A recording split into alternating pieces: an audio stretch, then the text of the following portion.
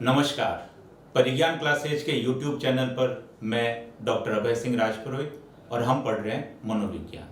विद्यार्थियों, जैसा कि पिछली कक्षा में हमने मनोविज्ञान का सामान्य परिचय, मनोविज्ञान का अर्थ, मनोविज्ञान की उत्पत्ति, मनोविज्ञान से संबंधित प्रारंभिक अवधारणाएं और भारत में मनोविज्ञान का प्रारंभिक विकास कैसे हुआ, इन कुछ बिंदुओं को पढ़ने का, समझने का प्रयास किया। तो आइए आज इसी क्रम में आगे मनोविज्ञान का विकास। जैसे कि पिछली कक्षा में हमने पढ़ा था कि मनोविज्ञान का विकास 4 कालखंडों से होता है। चौथी शताब्दी ईसा पूर्व में जो मनोविज्ञान आत्मा के विज्ञान के रूप में उत्पन्न हुआ, धीरे धीरे उसमें कई सारी परिवर्तनकारी चीजें आई। नए नए मनोवैज्ञानिक, नई नई अवधारणाएं, नए नए बिंदु सामने आए और धीरे धीरे मनोविज्ञान के स्वरूप में, मनोविज्ञान के अर्थ में परिवर्तन आया। जो मनोविज्ञान आत्मा के विज्ञान के रूप में उत्पन्न हुआ, कालांतर में उसे मन या मस्तिष्क का विज्ञान कहा गया। तत्पश्चात उसे चेतना का विज्ञान नाम दिया गया और अब इसे व्यवहार के विज्ञान के रूप में स्थापित किया गया है। तो किस प्रकार चौथी शताब्दी ईसा पूर्व से लेकर 20वीं शताब्दी तक और उसके बाद मनोविज्ञान का विकास इन 4 कालखंडों में होता है, आज इन्हीं बिंदुओं को पढ़ने का और समझने का प्रयास करेंगे। आज के वीडियो लेक्चर में हम बहुत सारे मनोवैज्ञानिकों को समझेंगे, उनके योगदान को, उनके कार्यों को भी समझेंगे। मनोविज्ञान के क्षेत्र में कौन कौन से नए नए मनोवैज्ञानिक आए, किस प्रकार उन्होंने मनोविज्ञान की आधारभूत संरचना में परिवर्तन किया, क्या योगदान दिया, कौन सी संस्थाएं स्थापित की, कौन कौन से सिद्धांत दिए, आज इन सब चीजों को पढ़ने का और समझने का प्रयास करेंगे। आज का हमारा जो वीडियो लेक्चर होगा वो मनोविज्ञान के विकास से संबंधित है और इसमें बहुत सारे तथ्यात्मक बिंदु शामिल है जिनको आज हमको समझना है। तो जैसा कि मैंने आपको बताया, मनोविज्ञान का विकास 4 कालखंडों में होता है। आइए एक एक कालखंड को और उससे जुड़े हुए मनोवैज्ञानिक को समझते हैं। मनोविज्ञान के विकास का जो पहला कालखंड है उसे हम कहते हैं कि मनोविज्ञान आत्मा का विज्ञान है। आत्मा का विज्ञान का मतलब साइंस ऑफ सोल। आइए इसी बिंदु को समझें, आज की कक्षा प्रारंभ करें। चौथी शताब्दी ईसा पूर्व में देखिए, मनोविज्ञान में ये जो अवधारणा आई, ये अवधारणा या यूं कहते हैं ये जो काल है जिसमें मनोविज्ञान को आत्मा का विज्ञान कहा गया, चौथी शताब्दी ईसा पूर्व से लेकर और 16वीं शताब्दी तक, 1680 तक, यानी लगभग आप देखें 2000 वर्षों तक मनोविज्ञान का अध्ययन आत्मा के विज्ञान के रूप में किया गया। क्योंकि मनोविज्ञान की उत्पत्ति आत्मा के रूप में हुई और इसके प्रतिपादक जो है, जिन्होंने मनोविज्ञान को आत्मा का विज्ञान कहा, प्रतिपादक और प्रतिपादकों में आप कहेंगे सारे के सारे ग्रीक विचारक, यूनानी दार्शनिक, ग्रीक या यूनानी दार्शनिक। कौन कौन लोग थे, ताइए जरा आप हम इनके नाम भी समझ लें। इन ग्रीक या यूनानी विचारकों में सबसे पहला नाम आता है सुकरात, साथ ही साथ इसका शिष्य प्लेटो, प्लेटो का शिष्य अरस्तु, और इसी अवधारणा का एक और समर्थक रहा है देकार्ते यानी डेकार्टे। तो देखिए, प्रतिपादक यूनानी विचारक सुकरात, प्लेटो, अरस्तु और देकार्ते, और इन लोगों ने मनोविज्ञान को नाम दिया कि मनोविज्ञान आत्मा का विज्ञान है। यह अवधारणा चौथी शताब्दी ईसा पूर्व से लेकर 16वीं शताब्दी तक विद्यमान रही। जैसा कि मैंने आपको पिछली कक्षा में भी बताया था, ये सारे के सारे जो विचारक हैं जिनके हमने नाम लिखे हैं, ये सारे बेहद दार्शनिक है, आदर्शवादी विचारक है, आत्मवादी विचारक है। और जैसा कि मित्रों आप जानते हैं, ये जितने भी आत्मवादी विचारक होते हैं आत्मा को महत्व देते हैं। इसी आत्मवादी अवधारणा में कार्ल मार्क्स से लेकर महात्मा गांधी तक शामिल है और इनकी सारी की सारी अवधारणा, इनके सारे सिद्धांत आत्मा के इर्द गिर्द घूमते हैं। तो ये सारे विचारक क्या कहते हैं, इनके अनुसार शरीर की सभी प्रकार की शारीरिक क्रियाएं, शरीर की सभी प्रकार की मानसिक क्रियाएं आत्मा के इर्द गिर्द चक्कर लगाती है। इसका मतलब मनुष्य में जो भी विचार प्रक्रिया है, मनुष्य का जो भी व्यवहार है, वो सब के सब आत्मा से नियंत्रित होता है, आत्मा से संचालित और आत्मा से निर्देशित होता है। यह अवधारणा 16वीं शताब्दी तक रही, परंतु 16वीं शताब्दी तक आते आते आत्मवादी अवधारणा का खंडन हो गया। मनोविज्ञान से आत्मा को हटा दिया गया और इसके स्थान पर मनोविज्ञान में एक नई अवधारणा आई कि मनोविज्ञान मन का विज्ञान है, मस्तिष्क का विज्ञान है। तो एक बार वापस से समझें, पहली अवधारणा मनोविज्ञान आत्मा का विज्ञान है, चौथी शताब्दी ईसा पूर्व से लेकर 16वीं शताब्दी तक। ग्रीक यानी यूनानी मनोवैज्ञानिकों ने अवधारणा दी और 16वीं शताब्दी तक आते आते आत्मा की अवधारणा का खंडन हो गया। अगर आपसे पूछे कि आत्मा की अवधारणा के समर्थक कौन, तो आप कहेंगे सुकरात, प्लेटो, अरस्तु और देकार्त। तो इस तरह से जो मनोविज्ञान की उत्पत्ति हुई है आत्मा के विज्ञान के रूप में हुई है। लेकिन 16वीं शताब्दी तक आते आते आत्मा की अवधारणा खंडित हो गई, मनोविज्ञान से आत्मा को समाप्त कर दिया गया। आइए अब बात करें मनोविज्ञान की दूसरी अवधारणा। जैसा कि अभी मैंने आपको बताया 16वीं शताब्दी में मनोविज्ञान में दो अवधारणाओं और दो विचारों में टकराट हुई और 16वीं शताब्दी में एक दूसरी अवधारणा आई कि मनोविज्ञान मन का विज्ञान है या मस्तिष्क का विज्ञान है, साइंस ऑफ माइंड। ये थी मनोविज्ञान की दूसरी अवधारणा। और इसके जो प्रतिपादक थे, इस अवधारणा के प्रतिपादक थे पोम्पोनोजी। पोम्पोनोजी एक रोमन विचारक है, रोमन का मतलब इटालियन विचारक है, इटली के विचारक, और इन्होंने सबसे पहले मन या मस्तिष्क की अवधारणा प्रस्तुत की। जो जो लोग इस अवधारणा के समर्थक थे, जरा उनके भी नाम लिख लें। मनोविज्ञान को मन का विज्ञान सबसे पहले कहा पोम्पोनोजी ने, और समर्थन किया इस बात का जॉन लॉक ने। जॉन लॉक काफी लोकप्रिय और प्रचलित नाम, ब्रिटिश विचारक, इसी अवधारणा के समर्थक। इसी बात का समर्थन किया रूसो ने। रूसो जो एक फ्रांसीसी विचारक है। इसी अवधारणा के समर्थक रहे हैं हेगल, जो जर्मनी के विचारक और दार्शनिक थे। इसी अवधारणा का समर्थन किया कांट ने। कांट ये भी एक ब्रिटिश विचारक है। और ये सारे के सारे विचारक, जैसा भी मैंने आपको बताया, Pomponazzi, John Locke, Rousseau, Hegel, Kant, ये सारे के सारे विचारक, ये सारे के सारे जो मनोवैज्ञानिक है, ये मनोविज्ञान को मन या मस्तिष्क का विज्ञान मान रहे हैं। जैसा कि अभी मैंने आपको बताया 16वीं शताब्दी मनोविज्ञान की दो अवधारणाओं के टकराहट का काल है। ये वो दौर था जब आत्मा की अवधारणा का खंडन हो रहा है और मनोविज्ञान में मन या मस्तिष्क की अवधारणा का प्रादुर्भाव हो रहा है। और आत्मा की अवधारणा को खंडित करने वाला जो पहला विचारक है, वो विचारक था पोम्पोनोजी। पोम्पोनोजी का ऐसा मानना था कि आत्मा अमूर्त है। एक नया शब्द आपके सामने आ रहा है, अमूर्त। अमूर्त का मतलब क्या? वह वस्तु जिसका कोई स्वरूप न हो, वह वस्तु जो दिखाई न देती हो, और शुद्ध हिंदी में कहूं तो वह वस्तु जो गणना योग्य नहीं हो, जिसकी गणना नहीं की जा सकती हो, अर्थात जिसका स्वरूप नहीं हो। अब इन विचारकों के अनुसार आत्मा अमूर्त है, आत्मा का कोई अस्तित्व नहीं है, आत्मा का कोई स्वरूप नहीं है। अतः आत्मा विचार और व्यवहार का केंद्र कैसे हो सकती है? तो इन सारे के सारे विचारकों ने इस आत्मा की अवधारणा का खंडन करके इसके स्थान पे एक नई विचारधारा प्रस्तुत कर दी कि मनोविज्ञान तो मन या मस्तिष्क का विज्ञान है। इसका मतलब सभी प्रकार की शारीरिक और मानसिक क्रियाओं का नियंत्रण और संचालन मन यानी मस्तिष्क के माध्यम से होता है। ये जो मन की अवधारणा थी 16वीं शताब्दी में प्रारंभ हुई और 16वीं शताब्दी से लेकर लगभग 18वीं शताब्दी तक विद्यमान रही। इसका मतलब आगामी लगभग आप कहेंगे 2 दशकों तक मनोविज्ञान को मन का विज्ञान कहा गया, मन के विज्ञान के रूप में भी अध्ययन हुआ। परंतु कालांतर में जो नए मनोवैज्ञानिक आए, जो आधुनिक मनोवैज्ञानिक आए, उन्होंने न केवल आत्मा के मनोविज्ञान का खंडन किया, साथ ही साथ मन की अवधारणा का भी खंडन कर दिया। इस प्रकार आप कहेंगे 18वीं शताब्दी तक आते आते मन की अवधारणा भी खंडित हो जाती है।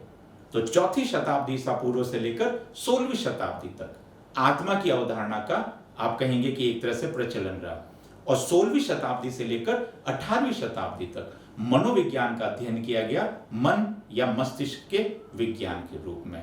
और इस अवधारणा को देने का काम, मन की अवधारणा को प्रस्तुत करने का काम पोम्पोनोजी ने किया। आपको याद रखना है, एक रोमन विचारक है, एक इटालियन विचारक है, और इसी अवधारणा के समर्थन कर रहे जॉन लॉक, इसी अवधारणा के समर्थक है रूसो, कांट और हेगल। परंतु 18वीं शताब्दी आते आते मनोविज्ञान में कुछ नवीन मनोवैज्ञानिक आए, कुछ नई अवधारणाएं आई, और इस तरह से आप कहेंगे ये मन या मस्तिष्क की अवधारणा का भी खंडन हो गया और मनोविज्ञान का तीसरा कालखंड प्रारंभ हुआ। और यहां से आप कहेंगे वास्तव में मनोविज्ञान अपने आधुनिक स्वरूप में आया, अपने नए स्वरूप में आया। तो मनोविज्ञान की विकास यात्रा का जो तीसरा कालखंड है वो है मनोविज्ञान चेतना का विज्ञान, साइंस ऑफ कॉन्शियस। आइए समझें चेतना का विज्ञान क्या। चेतना की अवधारणा का जो आप कहेंगे कि कालखंड है, इसका कालखंड माना जाता है 18वीं और 19वीं शताब्दी। तो 18वीं और 19वीं शताब्दी में मनोविज्ञान का अध्ययन हुआ चेतना के विज्ञान के रूप में। चेतना के विज्ञान का प्रतिपादन करने का काम दो मनोवैज्ञानिकों के द्वारा किया गया और दोनों ही मनोवैज्ञानिकों का मनोविज्ञान के क्षेत्र में आप कहेंगे अभूतपूर्व अतुलनीय योगदान है। और वो मनोवैज्ञानिक थे विलियम जेम्स और विलियम वुंट। अब इनके योगदान की भी चर्चा करेंगे, फिलहाल इनके एक बार नाम जान लें सबके, विलियम जेम्स और विलियम वुंट। इसी चेतनावादी अवधारणा के जो विभिन्न समर्थक विचारक रहे हैं, जरा उनके नाम भी जान लें। और इन समर्थक विचारकों में आप कहेंगे टिचनर, गाल्टन, स्टैनले हॉल और जेम्स सल्ली। काफी महत्वपूर्ण मनोवैज्ञानिक है स्टैनले हॉल और जेम्स सल्ली। तो एक बार वापस से दोहरा लें, 18वीं और 19वीं शताब्दी में मनोविज्ञान का तीसरा कालखंड प्रारंभ होता है जो चेतना के विज्ञान के नाम से जाना जाता है। मनोविज्ञान चेतना का विज्ञान है, ऐसा कहने का काम किया विलियम जेम्स और विलियम वुंट ने। और इसी अवधारणा के समर्थक रहे हैं टिचनर, गाल्टन, स्टैनले हॉल और जेम्स सल्ली। इसका मतलब 18वीं शताब्दी तक आते आते मनोविज्ञान से न केवल आत्मा बल्कि आप ये कहेंगे मन की अवधारणा का भी खंडन हो गया और एक नई अवधारणा स्थापित हो रही है चेतना। आइए जाने चेतना क्या है। इन मनोवैज्ञानिकों का यह मानना था कि जिस प्रकार आत्मा अमूर्त है, आत्मा को कोई अस्तित्व और स्वरूप नहीं है, उसी प्रकार मन भी अमूर्त है, मन का भी कोई अस्तित्व नहीं है। तो फिर वो मनोविज्ञान का केंद्र कैसे हो सकता है? और इस तरह से उन्होंने नकार दिया आत्मा को भी, इन्होंने नकार दिया मन को भी और एक नई अवधारणा प्रस्तुत कर दी चेतना का विज्ञान। आइए समझें चेतना क्या है। मनोविज्ञान का बेहद महत्वपूर्ण टॉपिक। यहां से मनोविज्ञान आप कहेंगे आधुनिक स्वरूप में आया, मनोविज्ञान अपने वास्तविक स्वरूप में आया। तो इन सारे मनोवैज्ञानिकों को समझें, क्रम से एक एक मनोवैज्ञानिक का योगदान और मनोविज्ञान के क्षेत्र में उसकी उपलब्धियां क्या रही है, इन सब चीजों को जानने का और समझने का प्रयास करते हैं। मैं सबसे पहले शुरुआत कर रहा हूं चेतना के विज्ञान को देने वाला जो सबसे पहला महत्वपूर्ण मनोवैज्ञानिक है, जिसका नाम था विलियम जेम्स। और आइए समझें विलियम जेम्स कौन है और इससे जुड़े हुए प्रश्न परीक्षा में हमसे क्या क्या पूछे जा सकते हैं। सबसे पहले थोड़ा सा परिचय जान लें। विलियम जेम्स एक अमेरिकी मनोविज्ञानी है, ये अमेरिका के हैं। अमेरिका के महान मनोवैज्ञानिकों में विलियम जेम्स का नाम आता है। किन किन उपनामों से पुकारा जाता है विलियम जेम्स? देखिए बहुत सारे उपनाम बनते हैं।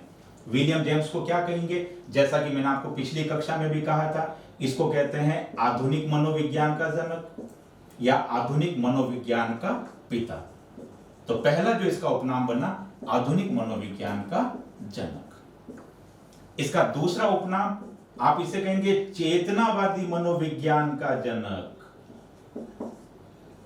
चेतनावादी मनोविज्ञान का जनक, इसका मतलब मनोविज्ञान में चेतना की अवधारणा को देने का काम कर रहा है विलियम जेम्स।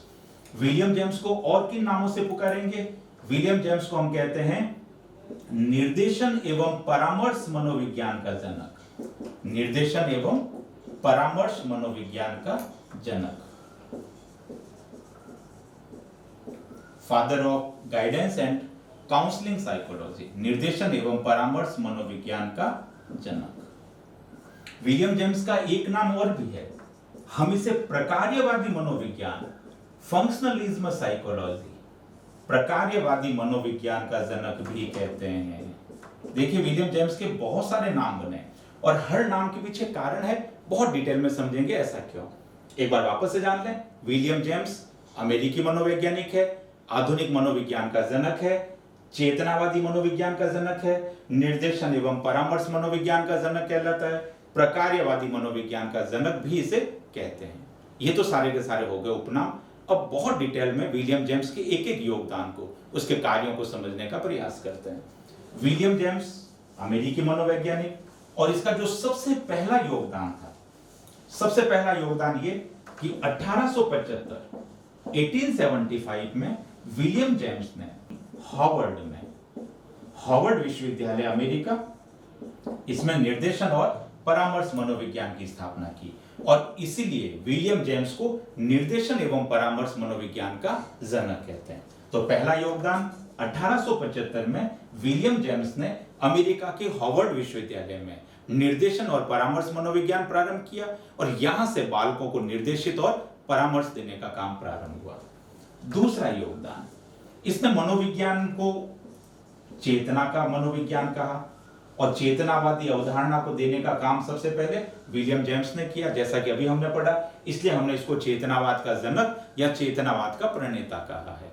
तो विलियम जेम्स पहला व्यक्ति है, पहला विचारक है जिसने मनोविज्ञान को चेतना का विज्ञान कहा। अब आप कहेंगे चेतना क्या है, जरा इस बात को समझें कि विलियम जेम्स के अनुसार चेतना क्या है। विलियम जेम्स ये कहता है कि प्रत्येक मनुष्य का व्यवहार, प्रत्येक मनुष्य में विचार प्रक्रिया जो भी नियंत्रित होती है, उत्पन्न होती है, वो चेतना से होती है, कॉन्शियस। और चेतना क्या है? तो विलियम जेम्स ये कहता है कि चेतना दैहिक विज्ञान है, फिजिकल साइंस है। दैहिक विज्ञान का मतलब, दैहिक विज्ञान दो चीजों से मिलकर बना है। नंबर एक, शारीरिक संरचना, कि मनुष्य की शारीरिक संरचना कैसी है, और नंबर दो, ज्ञानेंद्रियां यानी तंत्रिका तंतु। अब जरा समझें इसी बात को वापस से। विलियम जेम्स ये कहता है कि प्रत्येक मनुष्य में जो उसकी चेतना है, जो विचार और व्यवहार उत्पन्न करती है, यह चेतना दो तत्वों से निर्मित होती है। मनुष्य की शारीरिक संरचना कैसी है और मनुष्य में तंत्रिका तंतु, उसका नर्वस सिस्टम, उसकी ज्ञानेंद्रियां कैसी है। विलियम जेम्स का यह मानना है कि वो व्यक्ति जिनकी शारीरिक संरचना सुगठित है, वो व्यक्ति जिनकी शारीरिक संरचना अच्छी है, उनमें ज्ञानेंद्रियां और तंत्रिका तंतु भी बेहद शक्तिशाली होते हैं, तंत्रिकाओं का संगठन अच्छा होता है। ऐसे व्यक्तियों में सकारात्मक अवधारणाएं निर्मित होती है और उनकी चेतना अच्छे व्यवहार और अच्छे व्यवहारों को, अच्छे विचारों को निर्मित करती है। तो इस प्रकार इसने चेतना को शारीरिक संरचना और तंत्रिका तंतु से निर्मित बताया और इसको नाम दिया गया दैहिक विज्ञान, फिजिकल साइंस। तो आपसे पूछे कि क्या है चेतना, तो आप कहेंगे चेतना एक दैहिक विज्ञान है और इसी अवधारणा को मनोविज्ञान में प्रकार्यवादी अवधारणा, फंक्शनलिज्म साइकोलॉजी भी कहते हैं। और इसलिए हमने विलियम जेम्स को नाम दिया प्रकार्यवादी मनोविज्ञान का जनक, फादर ऑफ फंक्शनलिज्म साइकोलॉजी। और इसी प्रकार्यवाद का समर्थन कालांतर में पढ़ेंगे जॉन ड्यूवी के द्वारा भी किया गया, जो अमेरिका के एक बेहद बड़े शिक्षा शास्त्री भी थे। तो मैं वापस से बता दूं, प्रकार्यवाद का जनक, प्रकार्यवाद को देने का काम विलियम जेम्स ने किया। इसके अनुसार मनुष्य का व्यवहार चेतना से निर्मित होती है। चेतना दैहिक विज्ञान है, फिजिकल साइंस है, जो कि मनुष्य की शारीरिक संरचना और उसके तंत्रिका तंतुओं से निर्मित होती है। इस अवधारणा को नाम दिया प्रकार्यवादी मनोविज्ञान और इसके समर्थक रहे हैं जॉन ड्यूवी भी। आइए अगले योगदान को समझें। विलियम जेम्स ने मनोविज्ञान के क्षेत्र में एक महान पुस्तक लिखी और उस पुस्तक का नाम है प्रिंसिपल ऑफ साइकोलॉजी, मनोविज्ञान के सिद्धांत या मनोविज्ञान की अवधारणाएं। प्रिंसिपल ऑफ साइकोलॉजी 1890 में, 1890 में इनकी पुस्तक प्रकाशित हुई और इस पुस्तक को एक तरह से आप कहेंगे मनोविज्ञान की बाइबिल ऐसा कहते हैं, ऐसा उपनाम भी दिया गया है, क्योंकि शुद्ध रूप से मनोविज्ञान के ऊपर लिखा गया ग्रंथ। देखिए, इससे पहले भी बहुत सारे विचारकों ने मनोविज्ञान की अवधारणाओं को पुस्तक ये स्वरूप दिया है, पर कहीं ना कहीं वो दर्शन शास्त्र से प्रभावित थे। शुद्ध रूप से मनोविज्ञान पे लिखा गया पहला ग्रंथ अगर कोई था तो वो था प्रिंसिपल ऑफ साइकोलॉजी। और इसीलिए इस विलियम जेम्स को आधुनिक मनोविज्ञान का जनक भी कहते हैं। कालांतर में विलियम जेम्स की एक पुस्तक और भी आई जिसका नाम था टॉक टू टीचर्स, और इस पुस्तक में मनोविज्ञान की बहुत सारी अवधारणाओं को बताया, खास करके मनोविज्ञान की उपयोगिता, मनोविज्ञान को कैसे पढ़ा और पढ़ाया जाए, इन सारे के सारे बिंदुओं को लिखा टॉक टू टीचर्स में। इन दो पुस्तकों की वजह से विलियम जेम्स मनोविज्ञान में अमर हो गया, या यूं कह लें इसे आधुनिक मनोविज्ञान का पिता नाम दिया गया। विलियम जेम्स का एक योगदान और भी है मित्रों। मनोविज्ञान में एक शब्द आता है आत्मसंप्रत्यय, सेल्फ कंसेप्ट, आत्मसंप्रत्यय।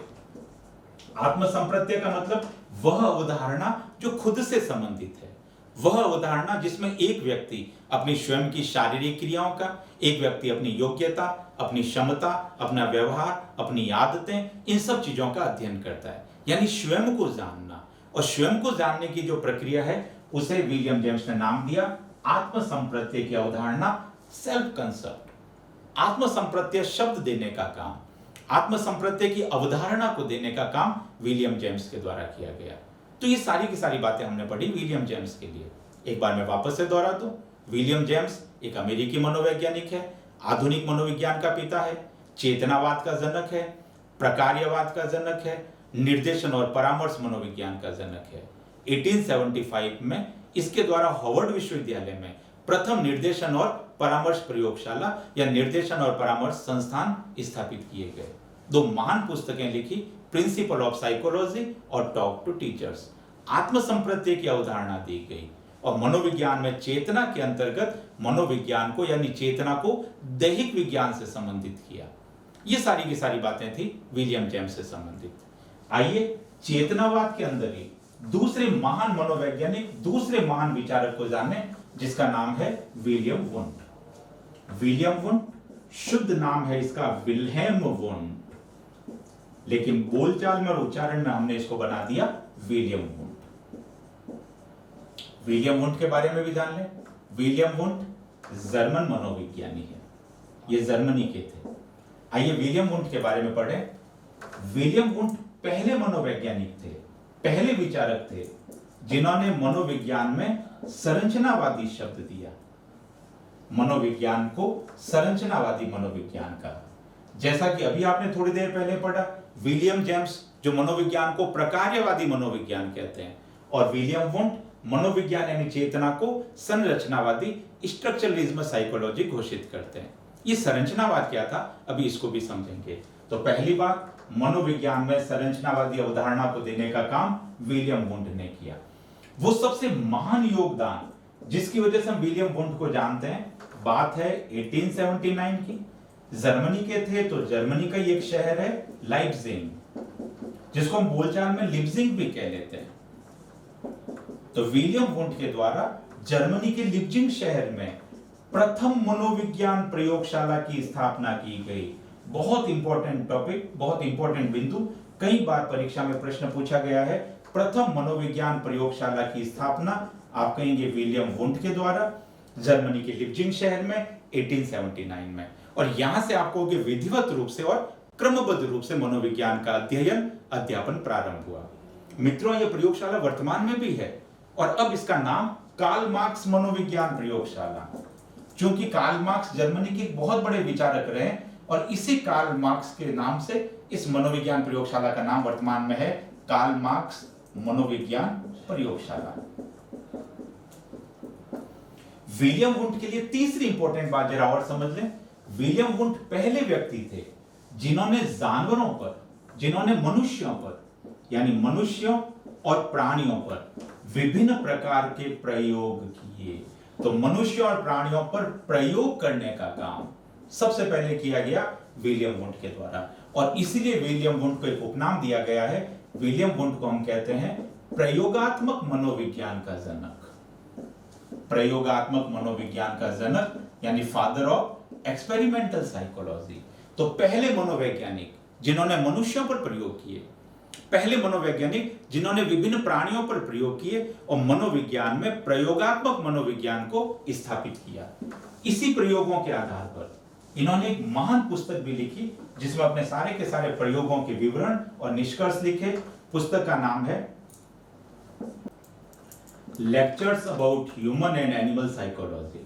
पुस्तक का नाम वापस बोल रहा हूं, lectures about human and animal psychology. Human and animal psychology, ये वो पुस्तक है जिसमें इन्होंने अपने सारे के सारे प्रयोगात्मक विवरणों को प्रकाशित किया। तो आप कहेंगे कि जानवरों और मनुष्यों पर प्रयोग करने वाला पहला मनोवैज्ञानिक विलियम वुंड, और इसलिए हमने विलियम वुंड को उपनाम दिया प्रयोगात्मक मनोविज्ञान का जनक, और इनकी पुस्तक का नाम lectures about human and animal psychology. एक बात और, जैसा कि अभी हमने पढ़ा विलियम वुंट ने संरचनावादी अवधारणा दी। अब जरा इस संरचनावाद को भी समझ लें कि संरचनावाद क्या था।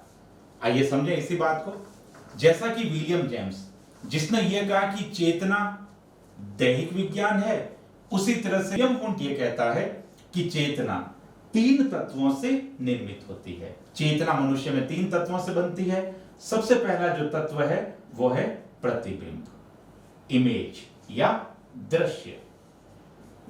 दूसरा तत्व है वो है संवेग, इमोशन। और तीसरा जो तत्व है वो है भाव यानी संवेदना, फीलिंग्स। अब देखिए विलियम वुंट क्या कहता है कि जो चेतना है मनुष्य में, जो सभी प्रकार के व्यवहार और विचारों को उत्पन्न करती है, और चेतना स्वयं 3 तत्वों से निर्मित होती है। कैसे होती है जरा समझें।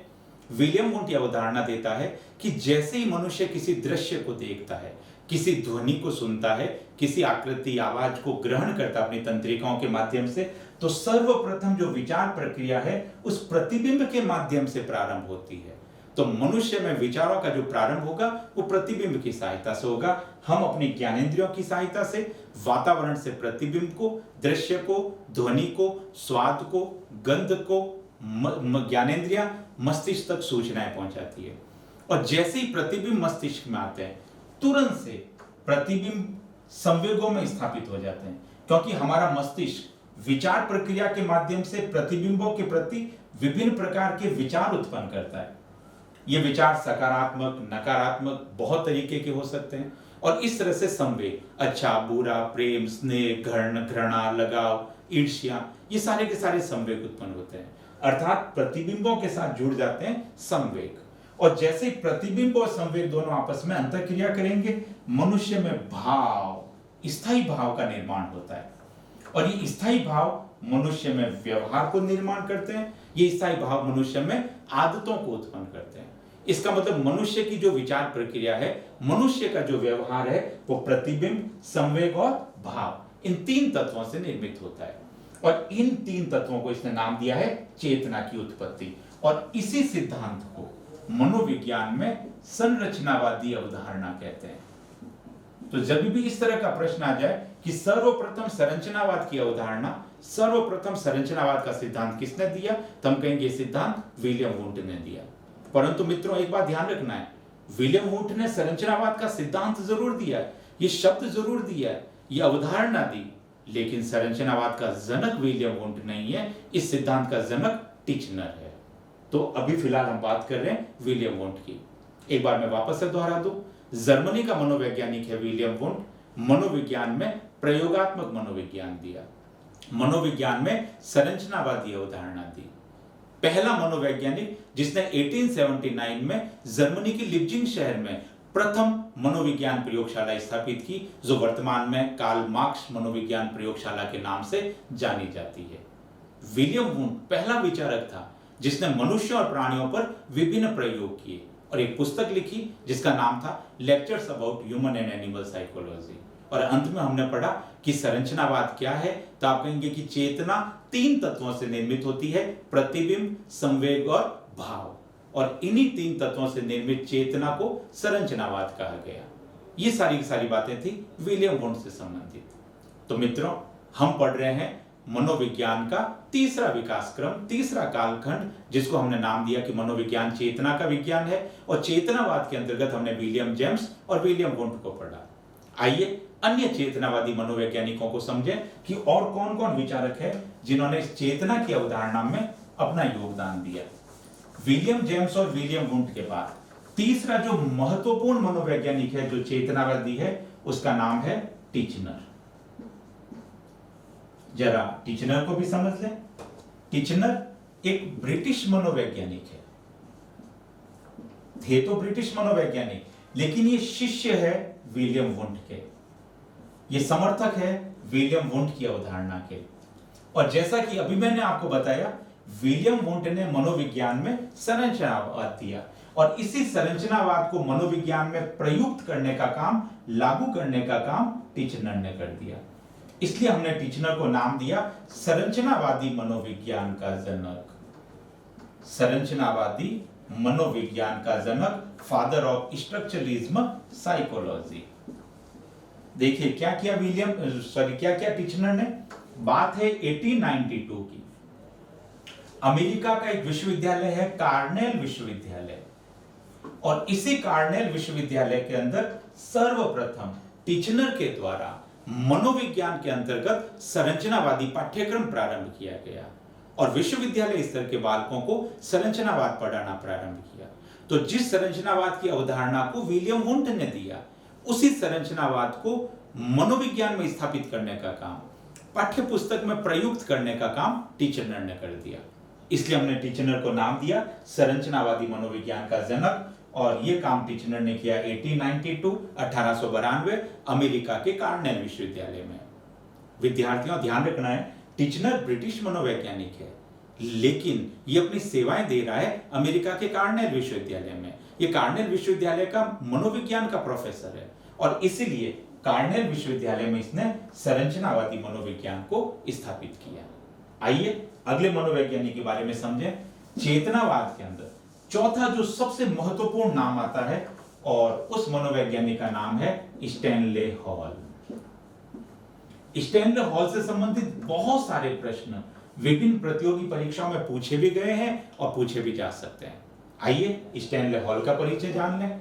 स्टैनले हॉल एक अमेरिकी मनोविज्ञानी है। आइए देखें इनका योगदान क्या। सबसे पहली बात, स्टैनले हॉल पहले मनोवैज्ञानिक है, अमेरिका के इतिहास की बात कर रहा हूं, 1883 में 1883 में अमेरिका का एक शहर है हॉपकिंस, और हॉपकिंस शहर के अंदर एक विश्वविद्यालय है जिसका नाम है हॉपकिंस विश्वविद्यालय। इसी हॉपकिंस विश्वविद्यालय में प्रथम अमेरिकी मनोविज्ञान प्रयोगशाला की स्थापना करने का काम, प्रथम अमेरिकी मनोविज्ञान प्रयोगशाला की स्थापना करने का काम स्टैनले हॉल ने किया। एक बात ध्यान रखनी विद्यार्थियों, अगर आपसे पूछे कि विश्व में सर्वप्रथम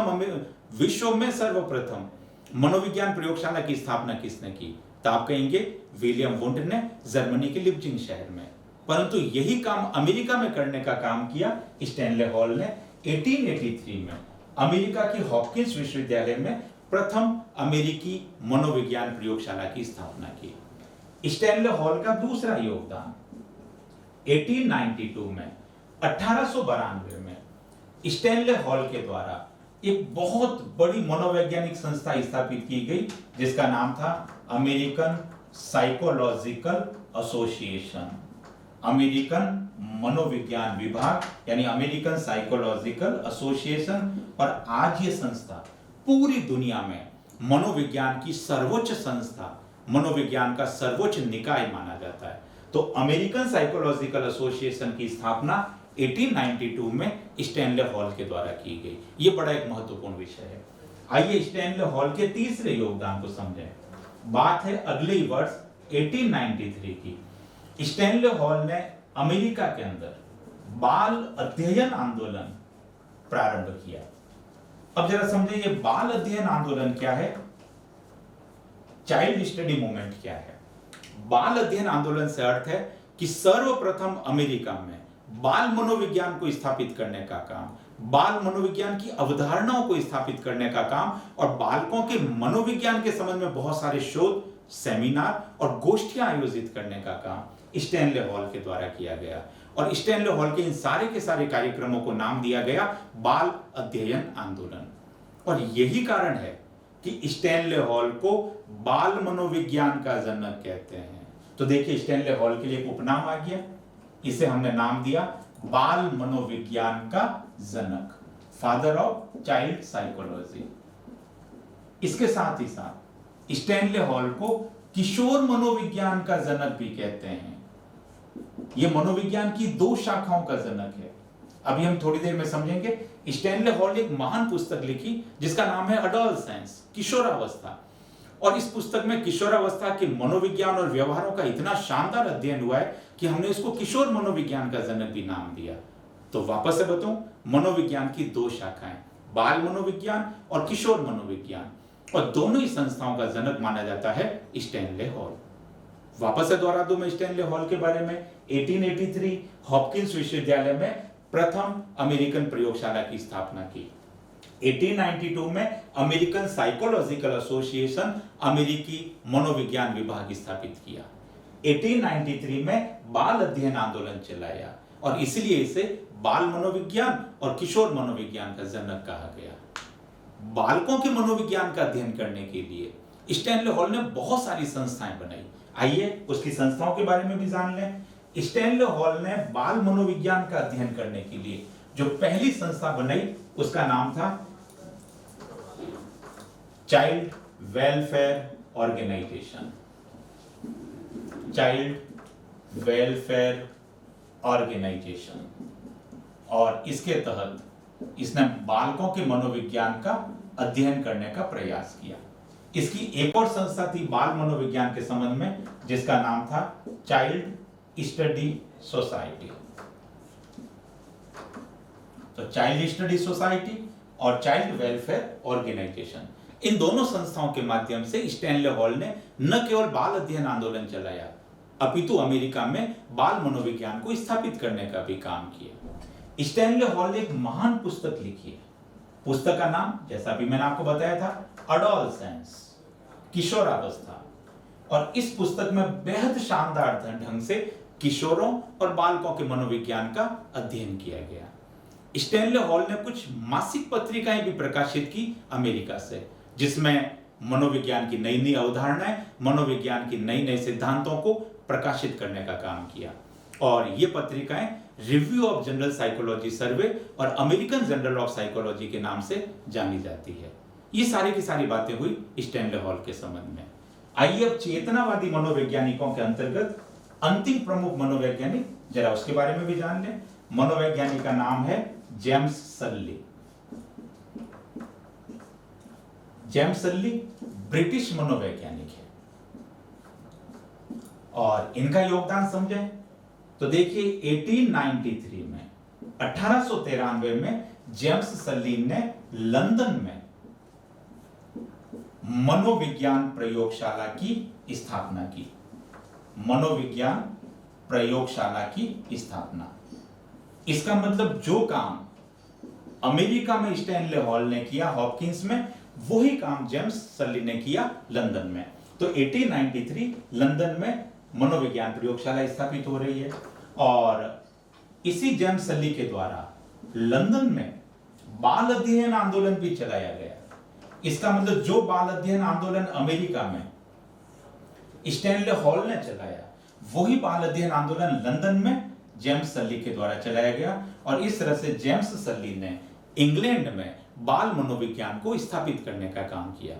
तो बाल मनोविज्ञान के क्षेत्र में दो मनोवैज्ञानिकों के नाम बड़े महत्वपूर्ण हैं, स्टैनले हॉल और जेम्स सल्ली। हमने जितने भी मनोवैज्ञानिकों को अभी नाम सुने, जिनको भी हमने पढ़ा, चाहे वो विलियम जेम्स रहे, विलियम वुंट थे, टिचनर है, स्टैनले हॉल, जेम्स सल्ली, ये सारे के सारे चेतनावादी विचारक है। चेतनावादी विचारकों में एक महत्वपूर्ण नाम और भी है, जरा उसे भी जान लें, समझ लें। चेतनावादी विचारकों के अंतर्गत एक और मनोवैज्ञानिक आते हैं जिनका नाम है Francis Galton. Francis Galton British मनोवैज्ञानिक है, इंग्लैंड के विचारक है। और आइए गाल्टन का योगदान समझें। गाल्टन वो व्यक्ति है जिन्होंने सर्वप्रथम व्यक्तिगत विभिन्नताओं का अध्ययन किया। देखिए मनोविज्ञान में बड़ा महत्वपूर्ण टॉपिक आता है व्यक्तिगत विभिन्नताएं, इंडिविजुअल डिफरेंसेज, व्यक्तिगत विभेद। मनोविज्ञान में ऐसा माना जाता है कि हर बालक का जो विकास होता है उसके वंशानुक्रम, उसकी आनुवांशिकता और वातावरण पर निर्भर करता है। और आनुवांशिकता यानी वंशानुक्रम और वातावरण के कारण हर बालक में कुछ न कुछ अंतर, विभेद उत्पन्न हो जाते हैं। ये अंतर क्यों उत्पन्न होते हैं, क्यों एक बालक दूसरे बालक से अलग है, इन सारी चीजों का विधिवत रूप से अध्ययन करने का काम गाल्टन ने किया। और इसीलिए गाल्टन को वैयक्तिक मनोविज्ञान का जनक या व्यक्तिगत मनोविज्ञान का जनक भी कहते हैं, वैयक्तिक मनोविज्ञान का जनक। तो व्यक्तिगत विभिन्नताओं को अध्ययन करने का काम फ्रांसिस गाल्टन के द्वारा किया गया और कालांतर में व्यक्तिगत विभिन्नताओं का आधुनिक अध्ययन करने का काम अमेरिकी मनोवैज्ञानिक एडलर के द्वारा किया गया। तो जब कभी भी आप ये नाम सुने व्यक्तिगत विभिन्नताएं, वैयक्तिक मनोविज्ञान, तो दो विचारकों के योगदान को आपको ध्यान रखना है। फ्रांसिस गाल्टन जिसने सर्वप्रथम व्यक्तिगत विभिन्नताओं का अध्ययन किया, और एडलर जिसने आधुनिक व्यक्तिगत विभिन्नताओं का अध्ययन किया। तो ये तो हुआ फ्रांसिस गाल्टन का पहला योगदान। आइए गाल्टन के बारे में एक और चीज समझें। जिन प्रयोगों को जानवरों पर और मनुष्यों पर लागू करने का काम विलियम वुंड ने किया, उन्हीं प्रयोगों को आधुनिक स्वरूप देने का काम, उन्हीं प्रयोगों को नया स्वरूप देने का काम गाल्टन के द्वारा किया गया। और ये प्रश्न परीक्षा में पूछे भी जा चुके हैं कि वो मनोवैज्ञानिक जिसने मनुष्य और प्राणियों पर आधुनिक प्रयोग किए। और एक खास बात और, आप मनोविज्ञान में एक बड़ा महत्वपूर्ण टॉपिक सुनते हैं, व्यक्तित्व, पर्सनैलिटी। बहुत सारे मनोवैज्ञानिकों ने, बहुत सारे विचारकों ने व्यक्तित्व का अध्ययन करने की बहुत सारी विधियां दी है। और व्यक्तित्व के अध्ययन की जो पहली विधि दी गई वो गाल्टन के द्वारा दी गई, और उस विधि का नाम था शब्द साहचर्य विधि। क्या थी ये विधि? जब भी हमारा व्यक्तित्व का टॉपिक बिंदु आएगा तब हम इसको पढ़ेंगे। शब्द साहचर्य विधि, वर्ड एसोसिएशन टेस्ट, WAT। और इस शब्द साहचर्य विधि या शाब्दिक साहचर्य विधि के माध्यम से गाल्टन ने बालकों के व्यक्तित्व का अध्ययन करने का, व्यक्तित्व का मापन करने का प्रयास किया। और ऐसा कहते हैं कि दुनिया में व्यक्तित्व को मापने की जो पहली विधि है वो विधि है शब्द साहचर्य विधि, जो दी गई गाल्टन के द्वारा। गाल्टन का एक योगदान और भी जान लें। 1882 में, 1882 में गाल्टन के द्वारा बुद्धि के संबंध में विभिन्न प्रकार के प्रयोग किए गए। और ये वही गाल्टन है मित्रों जिसने मनोविज्ञान में साइकोलॉजी शब्द को लोकप्रिय बनाया। जैसा कि पिछली कक्षा में आपने पढ़ा था कि प्राचीन काल में इसे साइकोलॉगस के नाम से पुकारा जाता था, और यह नाम दिया गया रुडोल्फ गोयकल के द्वारा। और इस साइकोलॉजी शब्द को लोकप्रिय बनाने का काम, इस साइकोलॉजी शब्द को प्रचलित करने का काम इसी मनोवैज्ञानिक गाल्टन के द्वारा किया गया। तो मैं वापस से दोहरा दूं गाल्टन का योगदान। एक ब्रिटिश विचारक है गाल्टन, पहला व्यक्ति है जिसने व्यक्तिगत विभिन्नताओं का अध्ययन किया, इसलिए इसे वैयक्तिक मनोविज्ञान या व्यक्तिगत मनोविज्ञान का जनक कहते हैं। यह पहला व्यक्ति है जिसने विभिन्न प्रकार के प्रयोगों को आधुनिक और नवीन स्वरूप प्रदान किया। यह पहला विचारक है जिसने व्यक्तित्व को मापने की सबसे पहली विधि दी, जिसे नाम दिया गया शब्द साहचर्य विधि। और यह पहला मनोवैज्ञानिक है जिसने बुद्धि संबंधी कुछ परीक्षण भी दिए। तो ये सारी की सारी बातें थी गाल्टन के बारे में। तो विद्यार्थियों, आज हमने पढ़ा मनोविज्ञान के विकास की 3 यात्राओं को। अभी तक हम 3 कालखंडों की बात कर चुके हैं। नंबर 1, मनोविज्ञान आत्मा का विज्ञान है, 4वीं शताब्दी ईसा पूर्व से लेकर 16वीं शताब्दी तक। नंबर 2, मनोविज्ञान मन या मस्तिष्क का विज्ञान है, मस्तिष्क का अध्ययन है, 17वीं और 18वीं शताब्दी। तीसरी अवधारणा जो मनोविज्ञान में आई, मनोविज्ञान चेतना का विज्ञान है, और यह अवधारणा चली 19वीं और 20वीं शताब्दी के लगभग की। और चेतनावाद को स्थापित करने वाले जितने भी मनोवैज्ञानिक और विचारक हैं, उसमें आपने नाम पढ़े William James, William Wundt, Titchener, Stanley Hall, James Sully और गाल्टन। इन सारे के सारे विचारकों का सबसे बड़ा योगदान ये कि इन्होंने न केवल मनोविज्ञान को नया स्वरूप दिया, मनोविज्ञान में नई अवधारणाएं दी और मनोविज्ञान को आधुनिक बनाने का काम किया। और सबसे इंपॉर्टेंट बात, इन्हीं चेतनावादियों की वजह से और खास करके विलियम जेम्स के प्रयासों से, बात है 1870 में सबसे पहले अमेरिका में मनोविज्ञान को एक स्वतंत्र और पृथक विषय के रूप में मान्यता मिली। तो देखिए, हुई ना इंपॉर्टेंट बात कि जो मनोविज्ञान दर्शन शास्त्र के अंतर्गत शामिल था, जिस मनोविज्ञान को दर्शन शास्त्र की एक शाखा के रूप में पढ़ा जाता था, धीरे धीरे धीरे इतना विकसित हो गया मनोविज्ञान कि 1870 में अमेरिका में इसको स्वतंत्र और पृथक विषय के रूप में मान्यता मिल गई। और इस तरह से आप कहेंगे कि चेतनावादियों के योगदान की वजह से और खास करके विलियम जेम्स की वजह से मनोविज्ञान दर्शन शास्त्र की गोद से बाहर निकला और एक नए स्वतंत्र और पृथक विषय के रूप में स्थापित हुआ। आज हम हमारी क्लास को यहीं खत्म करें। आगामी वीडियो लेक्चर में हम मनोविज्ञान की चौथी सबसे महत्वपूर्ण विकास यात्रा को पढ़ने और समझने का काम करेंगे, जिसका नाम है मनोविज्ञान व्यवहार का विज्ञान है।